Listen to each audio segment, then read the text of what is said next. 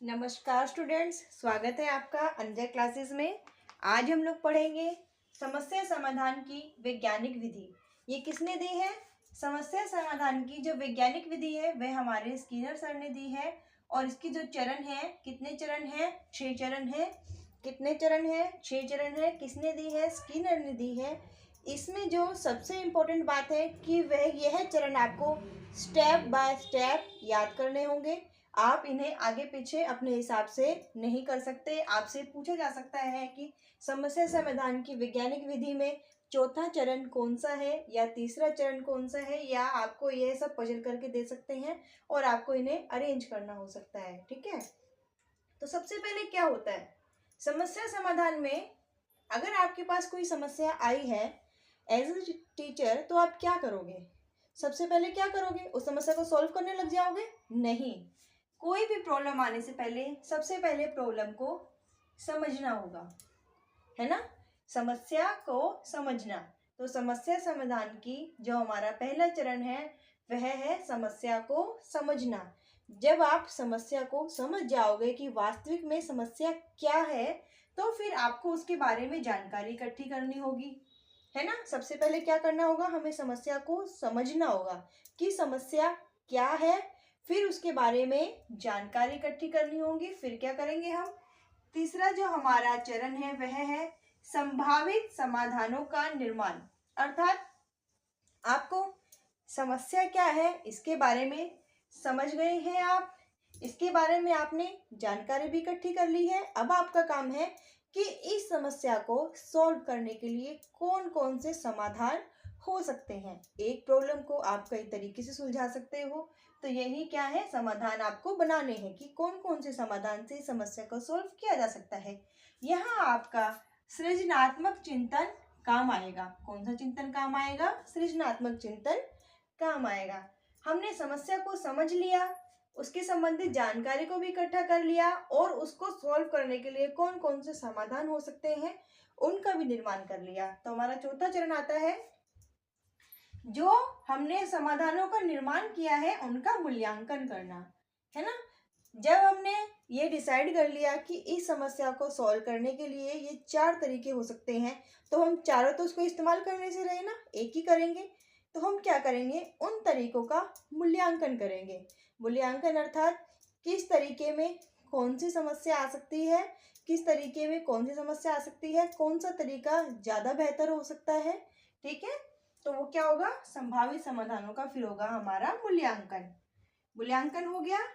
हमारा पांचवा चरण आता है संभावित समाधानों का परीक्षण। परीक्षण भी हमें करना होगा ना, ठीक है ना? उनको परीक्षण करेंगे तो पता लगेगा उनका फायदा है या नहीं है। ठीक है, तो क्या होगा? संभावित समाधानों का परीक्षण करना होगा हमें। ठीक है, अब हमने परीक्षण भी कर दिया। हमारा आखिरी चरण आता है निष्कर्षों का निर्णय अर्थात समाधान का प्रयोग। समाधान का प्रयोग, ठीक है ना? ये समाधान हमारा तीसरा स्टेप है ना। देखो इजी है। कोई समस्या है, सबसे पहले आपको समस्या को समझना जरूरी है। ठीक है, फिर उसके संबंधित जानकारी इकट्ठा करना जरूरी है। जानकारी इकट्ठा करने के बाद हमें क्या करना होगा कि समस्या को सॉल्व कैसे करना है, उनके समाधानों का निर्माण करना होगा। लेकिन जितने हमारे पास 3, 4, 5 जितने भी हमें उसके सॉल्यूशन मिले, उन सॉल्यूशन पे हमें मनन करना होगा, उनका मूल्यांकन करना होगा कि कौन से समाधान को कितने प्रतिशत तक हमें फायदा हो सकता है। ठीक है ना? मूल्यांकन करने के बाद उसका एक बार परीक्षण कर लेंगे और प्रयोग कर लेंगे। अब आप देखिए, आपके क्लास में कुछ बच्चे हैं या बच्चों का ग्रुप है, 4 बच्चे ऐसे हैं जो आपकी क्लास में हमेशा लेट आते हैं। ठीक है ना? तो क्या करोगे? आप आते बच्चों को पीटना शुरू कर दोगे? नहीं ना।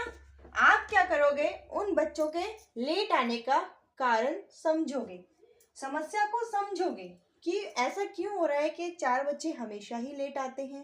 ठीक है, तो समस्या को हमें क्या होगा? पहले समझना होगा। लेट आने का जो कारण है उसके प्रति आप क्या करोगे? उनसे पूछोगे, उनके घर वालों से पूछोगे, उनके पास पड़ोस वालों से पूछोगे। तो आप क्या करोगे? पहले बच्चे लेट क्यों आ रहे हैं ये जानने की कोशिश करोगे, समस्या को समझोगे और उससे संबंधित जानकारी को इकट्ठा करोगे। समस्या को समझे और जानकारी इकट्ठा करोगे दूसरे चरण में कि बच्चा लेट क्यों आ रहा है। उसके लिए आप उसके घर वालों से पूछ सकते हो, बच्चों से पूछ सकते हो, बच्चों के पड़ोस में रहने वाले बच्चों से पूछ सकते हो या उनके मित्रों से पूछ सकते हो। हमने समस्या को समझ लिया कि बच्चे लेट आ रहे हैं, जानकारी को इकट्ठा कर लिया कि लेट आने का क्या क्या कारण हो सकता है। अब उन कारणों को हल करने के लिए हमें समाधान भी ढूंढना पड़ेगा ना। हो सकता है कि वह बच्चे इसलिए लेट आ रहे हो कि जो उनका घर है और जो स्कूल है उसकी दूरी ज्यादा हो, ऐसा हो सकता है ना। अगर बच्चे ज्यादा दूरी के कारण लेट आ रहे हैं तो उसके संभावित समाधान क्या हो सकते हैं। हो सकता है कि टीचर घर वालों को बोल दे कि वे उनके लिए बस लगा दे, है ना। या हो सकता है कि पेरेंट्स को बोले कि बच्चों को खुद ड्रॉप करे, या बच्चों को बोले कि जो सार्वजनिक हमारे जो होती है प्राइवेट जो पब्लिक ट्रांसपोर्ट होते हैं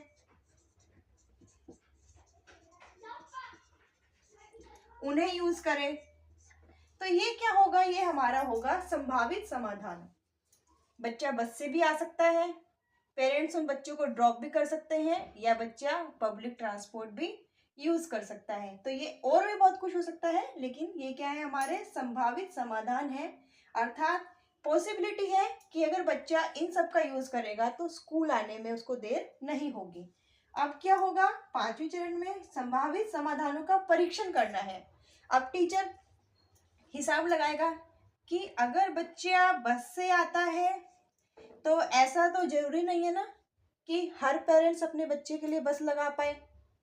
पॉसिबिलिटी इसकी कम भी हो सकती है और ज़्यादा भी हो सकती है, ठीक है। और दूसरा समाधान था हमें कि पेरेंट्स खुद ड्रॉप कर दे। क्या ऐसा पॉसिबल है कि हर बच्चे के पेरेंट्स के पास बच्चों को ड्रॉप करने के लिए अपने पर्सनल व्हीकल हो? जरूरी नहीं है कि उनके पास पर्सनल व्हीकल हो। तो इसमें भी पॉसिबिलिटी ज़्यादा भी हो सकती है और कम भी हो सकती है। तीसरा है पब्लिक ट्रांसपोर्ट। अब पब्लिक ट्रांसपोर्ट से बच्चा आ सकता है, क्या पेरेंट्स अपने बच्चे को पब्लिक ट्रांसपोर्ट से भेजेंगे, या पब्लिक ट्रांसपोर्ट बच्चा इतना बड़ा है कि वह पब्लिक ट्रांसपोर्ट यूज कर सकता है, या फिर बच्चे के घर के पास पब्लिक ट्रांसपोर्ट की सुविधा है, ऐसा हो सकता है। तो क्या करते हैं, संभावित समाधानों का मूल्यांकन टीचर करता है कि किसमें क्या क्या समस्या आ सकती है और क्या क्या पॉसिबिलिटी हो सकती है। पांचवें चरण में संभावित समाधानों का परीक्षण करेगा, तो उसके घर वालों से पूछेगा, बच्चों से बात करेगा, है ना, सब मिलके डिसाइड करेंगे और परीक्षण करने के बाद निष्कर्षों का निर्णय हो जाएगा। फाइनल डिसाइड हो जाएगा कि जो बच्चे लेट आ रहे हैं उन्हें किस तरह से स्कूल समय से बुलाया जाए। अर्थात समाधान जो भी उसने ढूंढा होगा, बस ढूंढा होगा, ड्रॉप ढूंढा होगा, पब्लिक ढूंढा होगा, वह उसका प्रयोग करना आरंभ कर देगा। ठीक है, तो बच्चा लेट आ रहा है, ये समस्या टीचर ने समझी और लेट आने के कारणों की जानकारी उसने इकट्ठी करी।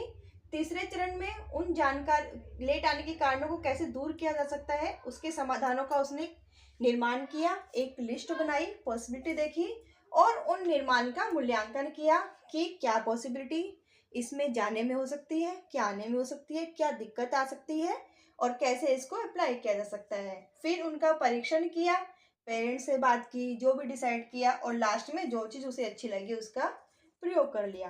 तो ये था हमारा समस्या समाधान की वैज्ञानिक विधि। किसने दी है, स्किनर ने दी है। 6 चरण होते हैं। उम्मीद है कि यह चरण आपको उदाहरण की सहायता से अच्छे से समझ में आए होंगे। अगर आपको क्लास समझ में आई है तो जल्दी से लाइक कीजिए, शेयर भी कीजिए और सब्सक्राइब तो जरूर कीजिए और हमें कमेंट बॉक्स में बताइए क्लास कैसी लगी।